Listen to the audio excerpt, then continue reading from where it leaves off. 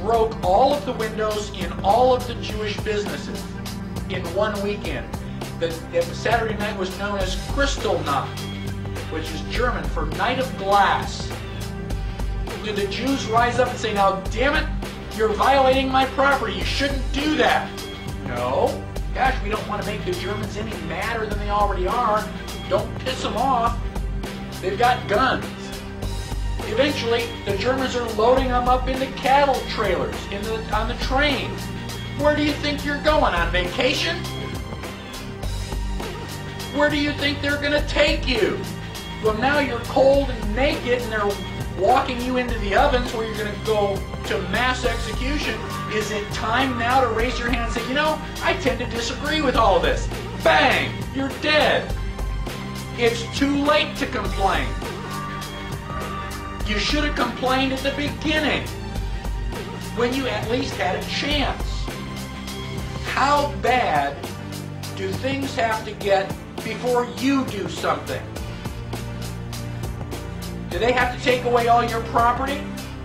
Do they have to license every activity that you want to engage in? Do they have to be throwing you on cattle cars before you start to say, now wait a minute, I don't think this is a good idea? How long is it going to be before you finally resist and say, no, I will not comply? Period. Sooner or later, you got to draw a line and stand your ground, whether anybody else does or not. That is what liberty is all about. This is the difference between the power of our Creator and anything else, particularly evil. That you can go into a pitch black room full of evil, full of darkness, and light a little candle, and instantly that darkness flees. But you can't do the opposite. You can't go into a well-lit room full of truth and wisdom and righteousness and joy and health and harmony with the universal power.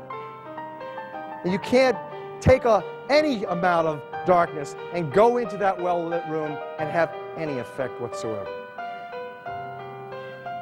That is the metaphor which I frequently think of when I think that I'm not empowered. It is the greatest lesson for me, and I think for everybody else, to know that we're on the winning side and that we win in the end.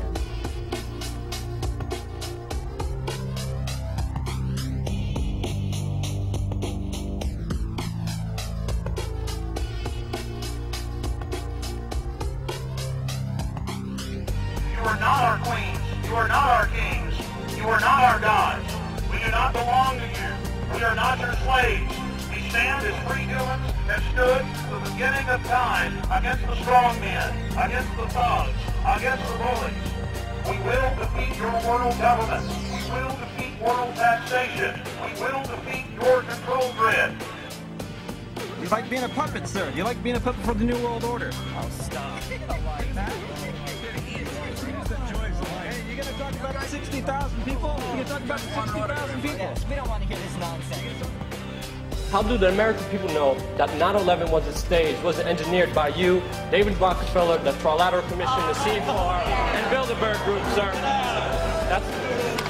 How do you know it was a stage? Okay. It's a question. Answer my question. You're a CFR scum. You are CFR New World Order scum. You and David Rockefeller will never have a New World Order. 9/11 was an inside job, and Brzezinski is responsible for it. 9/11 is an inside job. You are responsible for Brzezinski. You will never get a New World Order. Never. National sovereignty will prevail. The New World Order is going down, sir. You can laugh. Wake up, people. Wake up. Research the New World Order. This is important. Look it up. Investigate it. How did you let this happen? Wake up out there. You know, it's your children. Don't you care? Look what these people are doing to you. The world is like a ride at an amusement park, and when you choose to go on it, you think it's real, because that's how powerful our minds are. And the ride goes up and down and round and round. It has thrills and chills, and it's very brightly colored, and it's very loud, and it's fun for a while. Some people have been on the ride for a long time, and they begin to question, is this real, or is this just a ride?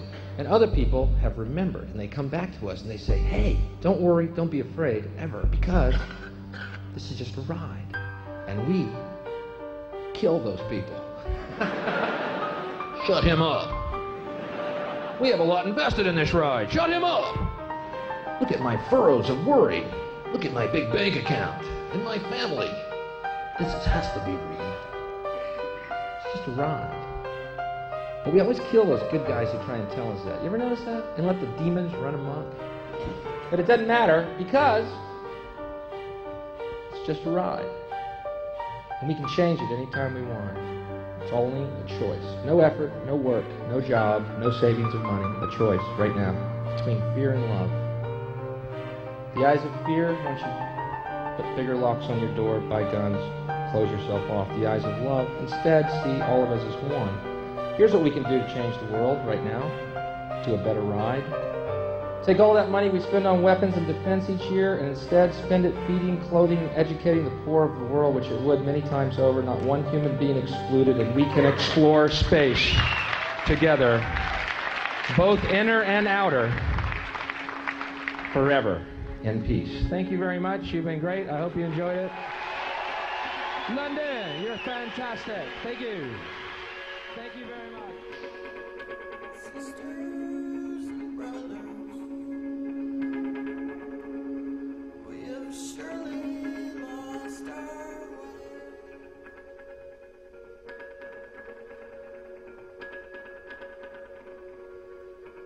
In strip malls full of cancer,